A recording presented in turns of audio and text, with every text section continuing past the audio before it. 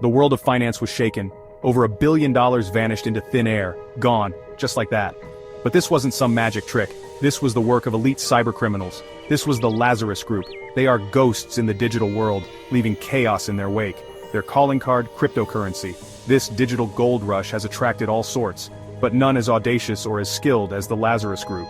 They are the modern-day bank robbers, but instead of masks and guns, they wield code and keyboards. Their targets?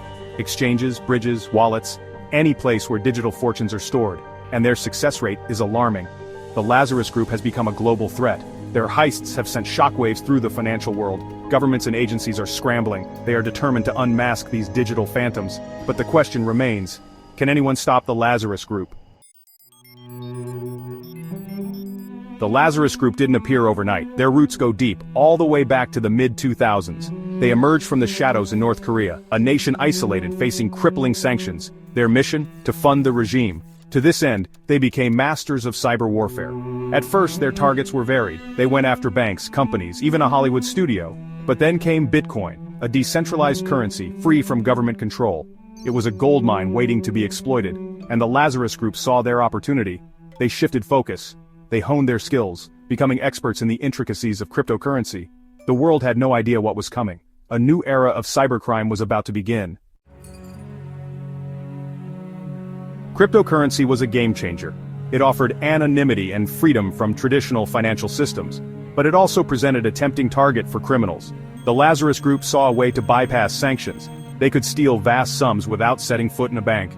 And so they dove headfirst into the world of digital gold. They studied the technology, they learned its weaknesses, they built up a sophisticated arsenal of tools and techniques. They were no longer just hackers, they were crypto experts, ready to exploit this new and unregulated world. Their timing was perfect. As cryptocurrency boomed, so did the opportunities for the Lazarus Group. They were ready to strike. Section 4. A bag of tricks. Lazarus Group's cyber warfare. The Lazarus Group doesn't rely on brute force, they are masters of deception.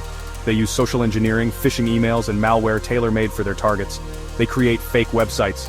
They impersonate legitimate companies. They lure unsuspecting victims into traps. And once they gain access, they are ruthless. They deploy sophisticated malware. They steal credentials, hijack accounts, and drain wallets dry. And they are constantly innovating, staying one step ahead of security researchers. They use complex layers of obfuscation to cover their tracks. They route their traffic through multiple servers, making them almost impossible to trace. Their operations are meticulous, well-planned, and highly effective. Section 5. High-stakes heists, a trail of digital breadcrumbs. The Lazarus Group's heists are the stuff of legend. They have targeted some of the biggest names in the cryptocurrency world. In 2022, they stole a record-breaking $1.7 billion. Their targets have included exchanges like Binance and KuCoin, as well as DeFi platforms and even government-backed cryptocurrency initiatives. Each attack is a masterclass in cybercrime.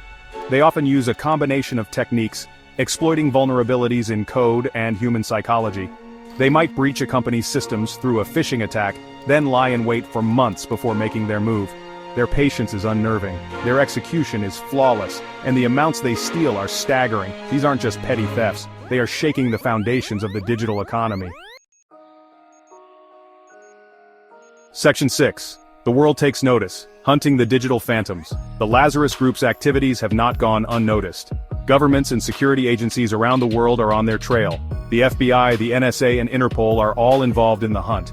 They are analyzing code, tracking transactions, and working to expose the group's infrastructure. But the Lazarus Group is elusive. They are masters of disguise, constantly changing their tactics and disappearing into the digital ether.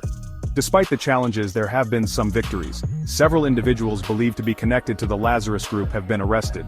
Sanctions have been imposed on North Korean entities suspected of involvement. But the fight is far from over. The Lazarus Group is still out there, developing new tools and planning their next move. The world is watching, waiting to see where they will strike next.